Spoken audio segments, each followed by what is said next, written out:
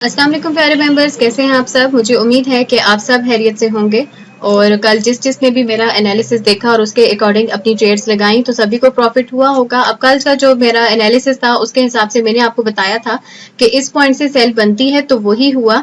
Cell यहाँ से हमारा काफी टाइम तक डाउन ट्रेंड चलता रहा। उसके बाद फिर दोबारा मैंने आपको बाइंग एरिया भी बता दिया था। आज ये जो लेवल्स मैंने लगाए हुए हैं ये तो आज के एनालिसिस के हिसाब से लगाए हुए हैं, लेकिन कल जो मैंने बताया था मैंने वहां पे सारे लेवल्स लगा के पॉइंट्स मेंशन कर दिए थे आपको। तो ये हमारा कल का पहला बाय लेवल था, क्योंकि दूसरे जो लेवल थे वो भी मेंशन मैंने किए थे लेकिन मार्केट वहां तक नहीं गई थी।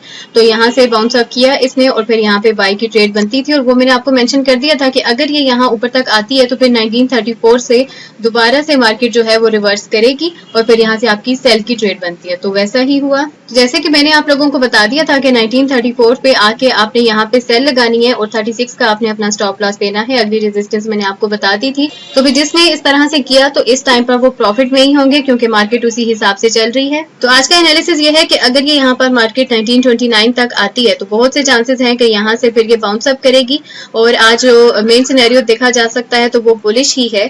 आज भी मार्केट बुलिश ही रहेगी। हो सकता है कि यहाँ से ये बाउंस अप करते और अगर ऐसा नहीं होता और ये इसको ब्रेक कर देती है तो फिर उसके बाद चांसेस है कि 1925 से ये अपने आप को बाउंस अप करेगी। अगर 25 को भी ब्रेक कर देती है तो जो उसका नेक्स्ट और लास्ट सपोर्ट लेवल होगा वो होगा 1922। और जैसा कि आप सब जानते हैं कि एक दिन बाद हमारे पास एफओएमसी का डेटा आने वाला है, तो इसलिए आप सबको बहुत ज्यादा एहतियात करने की जरूरत है। तो आपने जो भी ट्रेड करनी होगी अपने रिस्क मैनेजमेंट को देखकर उसी के अकॉर्डिंग आपने अपनी ट्रेड करनी होगी। और अभी हम अगर बात करें, अगर ये यहाँ पे बुलिश जैसे कि दिखाई दे रही है, अगर ऊपर जाती है तो फिर इसका जो रेजिस्टेंस है, रेजिस्टेंस लेवल इसका 1938 है।